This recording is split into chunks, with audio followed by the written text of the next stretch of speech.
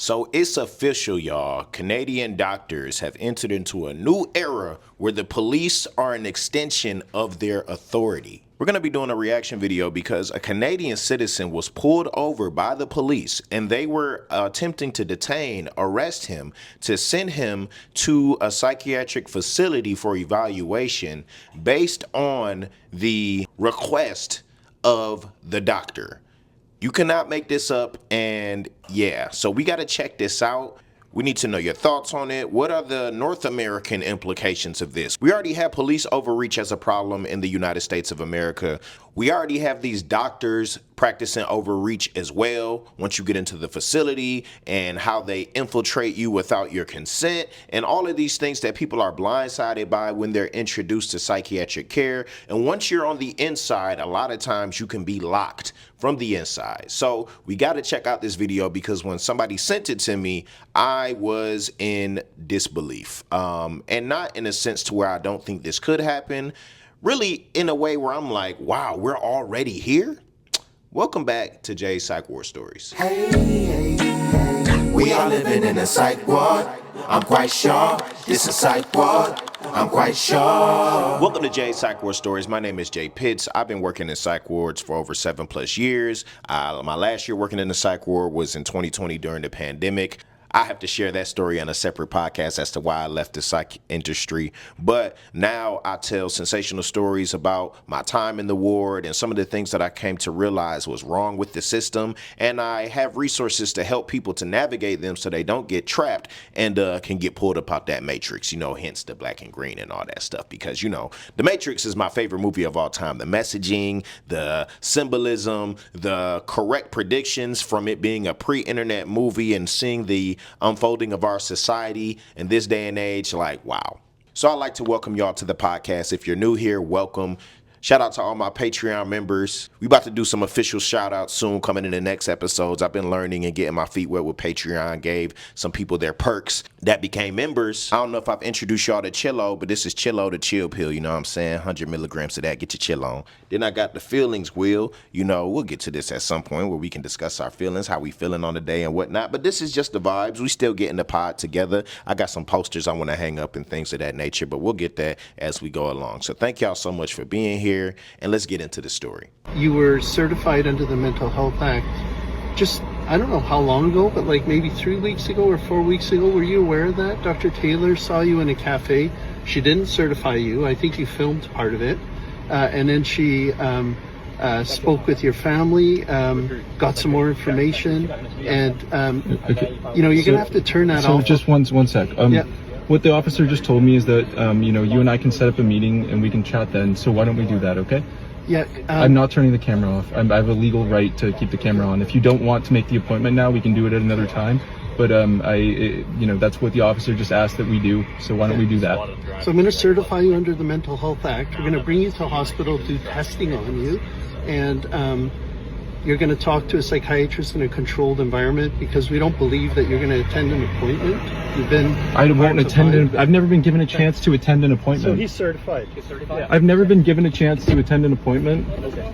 What is going on? I was never given a psych eval or nothing. He just looked at me and said, "You're certified." Yeah. Okay. So I don't know why, but it's up to the doctor. So if you. But no, he didn't even give me an eval. He just looked at me and said, "I'm certified, man." I get that. Please consider what you're doing, and please think about the fact that I'm more than happy to come in for an appointment. I'm happy to go through and do everything properly. Okay, I've been completely compliant with everything. Yes, you've been really good with me, Nicholas. But listen, that's his call, and unfortunately, we can't go back on that. He hasn't talked to me. You have to get checked out by a doctor. So here we are, this guy getting bullied and cornered, and we got to look up what the Mental Health Act allows in Canada. I don't know if it means different things.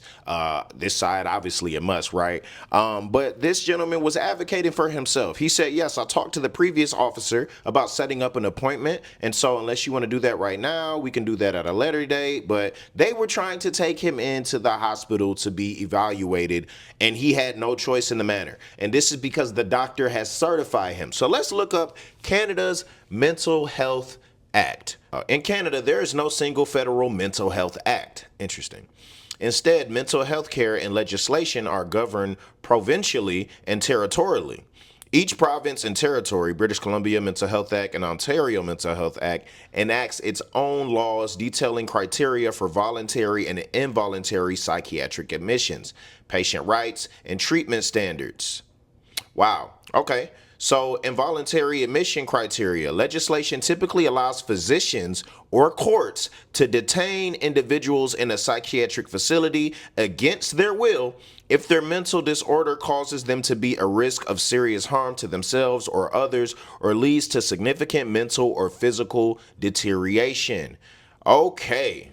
It says provincial acts mandate that patients be informed of their rights and provide access to oversight boards or tribunals such as Consent and Capacity Board in Ontario, where patients can challenge their involuntary status or capacity.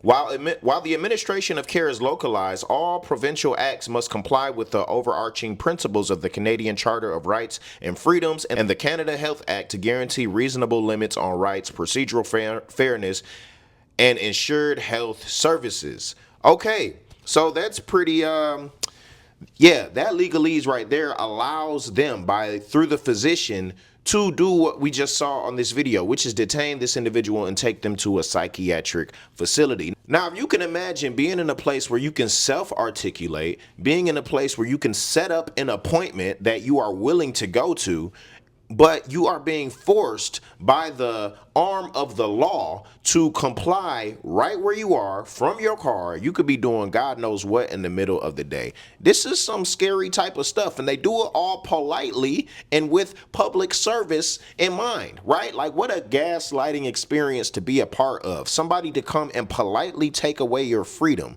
right? And for the people that aren't able to advocate for themselves, this gentleman has himself recorded. The cop even tried to get him to stop recording when it was his legal right to do so. Now, why won't these individuals want this process to be recorded? Okay, well, one, because they know that this aspect of the law is not something that they would want public scrutiny on, because it doesn't look right and it doesn't feel right and it isn't done right, right? Like, nobody should be able to go after an individual that they believe is mentally incapacitated or whatever the case in this fashion, especially when they're able to speak in clear, calm, and conscious ways, right? There is no evidence based on this video, right? Now, granted, we didn't see before this video, but the cops didn't mention any other predetermining factors that were superseding whatever he had to say on halting their processes, right? Like, if they would have said you were driving erratically, or we saw what you did in this store, they're talking about something that they were clearly not even there for, saying that, oh, we believe you were recording or something, but you were having an interaction with your doctor and your family, and you were supposed to do something, but you didn't do something. So the doctor pretty much says, calls their local police and puts an APB out on the patient that they want to be brought in. And then from there, essentially, the police will go and get that patient, bring them into a psychiatric facility, put them on God knows what medication. Because listen, y'all know by now how these psych wards work. You know, you go into these facilities. The doctor does a drive-by diagnosis based on something that happened that might have been an isolated event in your life, that might have been something stemming from something that isn't a mental health disorder, right? But immediately they want to tack a label onto that because that justifies them starting to put you on medications, justifies the billing of the insurance companies and the big pharma stuff. Like, this is what it is. Now, I don't know how these doctors are getting paid over in Canada. I do know that, like, you know, a lot of the emergency rooms I hear are full and the quality of care is low. And for basic things, people are having to wait in long lines because of free accessibility to healthcare without the bandwidth to actually service people properly, right? Now, somebody Canadian can tell me in the comments whether or not that is the optics of Canadian healthcare across the board. I'm not sure that's what I hear, but it could be American propaganda. I don't know. I need to hear from people. It could differ from province to province as well. But when the assembly line effect becomes a part of your work environment, and when I say that, I mean you have so many patients you have to deal with where it's an impersonal interaction, or you have to fake a professional impersonal interaction where you're like, what can I do for you today? And for these 2 robotic minutes, you're attempting to give off the perception that you're there for this patient in personal ways, even making time to hear some of the personal things they might share. And those are some of the best healthcare professionals, because you can tell that the box that they're in, they're trying to appeal to people personally, but capacity wise, they cannot. They cannot. They can only give off the perception. They're thinking about all the other things they have to do, all the other patients they have to get through, all the scripts they have to write, all of the bills that they have to write to the insurance company, whatever it is that all these tasks these doctors have to do, which keeps them seeing patients for a short amount of time, delaying discharges for patients that are actually in the hospital so they can just woosah or see the rest of the patients they have to see. The trickle-down effect of that leads to misdiagnosis, leads to longer hospitalizations, it leads to increased trauma experience within the healthcare setting, and ultimately an overall distrust of getting help, right? And so when you have literally law enforcement encroaching themselves on a matter of mental health, we didn't talk about public safety. We didn't talk about public endangerment. Nothing was discussed on whether or not this individual was a harm to themselves or others, but on the basis of what the physician said and the law that backs it up, this individual can get pulled over, pulled out of their vehicle, ultimately arrested and taken into custody, which would be the psychiatric facility. One thing that I learned while doing this work since I've been outside of the psych ward is that there are so many people in other parts of the world that have psychiatric facilities or experience inside of them that are informed by the same Western practices we have over here, where you hurry up and diagnose somebody, get them on some form of medication, some type of psychiatric medication, and these things have horrible effects on you. The psychiatric medication, although it can be helpful for people, it should be approached with much caution and conviction, because the amount of chemistry that changes in your brain and body is not something to be taken lightly, okay? If you're considering taking psychiatric medicines, you should definitely be getting second, third, fourth, fifth opinions. And shout out to people that are taking the medication and they found that it has helped them. But there are many, many, many, many individuals that I've spoken to, and many that are in my school community, that are experiencing or have experienced the bad side of that, where the doctor doesn't spend enough time with them, they don't even have a good insight on what their situation might be, but the doctor just finds, is playing matchup and taking what they hear in this situation from the patient and then opening up the DSM-5 and seeing what criteria fits a diagnosis that they can medicate. Now, I don't think all psychiatrists are like that. This is a systemic issue. And even the good psychiatrists, they're still squeezed to an extent to work on behalf of that system. And I'll use myself as an example. I'm no psychiatrist. I'm not a doctor. I didn't make it that far. I do my own self-studies though, and I know what I know. But even as a mental health technician working in that system, when there were court orders for patients to be given certain medications by court order, when they refused those medications, I represented the arm of the mental health facility where I had to hold those patients down and help hold them down where those medications are administered. Now, my disconnect was I didn't understand what authoritative legal and medical authorities, if you will, I didn't understand what authorities were in place to inform the patients getting this type of medical treatment and court order. So I just assumed at the time, being young and naive, that, well, if this is the route that they're able to go legally, it must be what's needed and it must be what's allowed. And it wasn't until I started becoming a part of these holding patients down and letting them get medicated over and over and over again, to where I was able to see the complexities of certain patient situations and some of their personal lives and people that I talked to and advocated for within the hospital setting, that I'm like, you know what?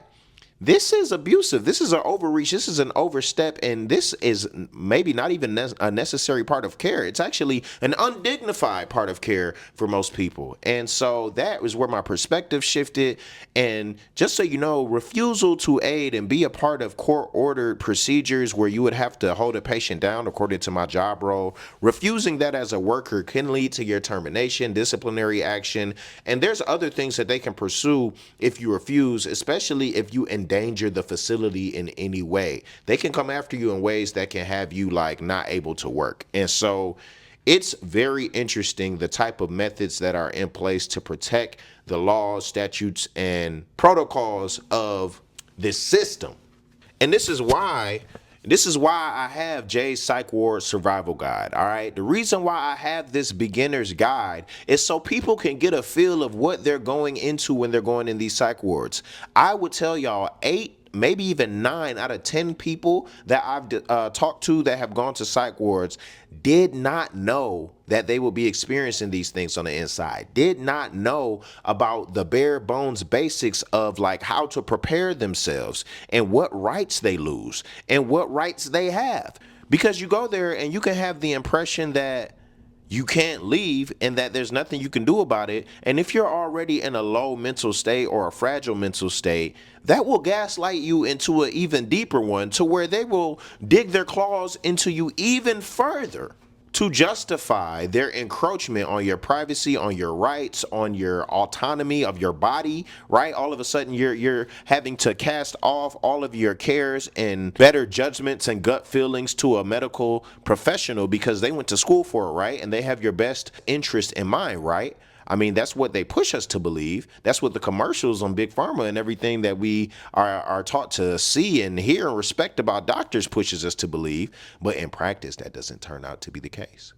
So that's why I have this guide. So definitely make sure you copy a physical guide, or you can get you a digital guide. I shared a story in my first episode here about how I visited the psych ward to somebody as an advocate and was able to drop off some copies. And as a result, they were able to get out in 2 days versus the extra 4 to 7 days the doctor was talking about keeping them. Man, I want people to be able to see this. If a patient has this on them going into the psych ward, they're like, somebody's going to know more about their rights and in ways in which they can advocate for themselves and not be gaslit by the system. So make sure you cop that. I would recommend grabbing some for your local library or even taking some copies to psychiatric facilities if you are a mental health advocate and you want to make sure that people have resources and know how to navigate these places and spaces. Because honestly speaking, like, I would like to partner with psych wards to do this. I'm not an enemy to the ward as long as I can be there to help people to navigate it the way in which they should be able to,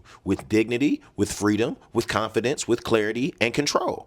If people have that, go ahead and operate, but y'all like the system likes to prey on the weak. The system likes to prey on the dependent, and it really ends up showing its ugly head in situations like this with this gentleman that got pulled over. So what do y'all think about this? What are the deeper implications of the police being able to be the arm of a psychiatric facility or a doctor to bring a patient into a facility? What are the societal implications of that? Where are we headed, man? It seems like there's always some type of political turmoil going on, social, medical, psychiatric, you know what I'm saying? But it's important that we rise above that. There's ways in which we can take care of ourselves, and I've even left resources for you guys as well. So if you would like to join my school community, that is for like-minded people who will get you, that have gone through their own mental health struggles. Some of the strongest people that I have ever met are in that school community. We're having weekly discussions. We're talking about medications. We're talking about off-kilter means of therapy that are working. We're talking about traumatic experiences that have happened to people within the mental health setting. And the next thing we're talking about now, which I want to bring to you guys' attention, is we're going to be starting some interviews on this podcast where people that have been in the war that want to share their story, share how it's impacted them, where they have taken their direction in life, from all walks of life. That's going to be very exciting. So the first episode of that, we're going to be recording very soon and rolling that out. We'll see if it's going to be the next one or not. I might have another episode before then, but it's important for these voices to get heard. And as we continue to grow, I want to expose and show the parts of psychiatric care that the system doesn't show, right? We are already a rarity when it comes to the niche that we cover on Jay's Psych Ward Stories. But we're going to take it to the next level, because I'm not only going to be sharing stories coming from my perspective of what happened with people, but it's going to be coming directly from the horse's mouth. So y'all let me know in the comments what y'all thought about this video. Appreciate y'all as always. See y'all in the next video. Peace.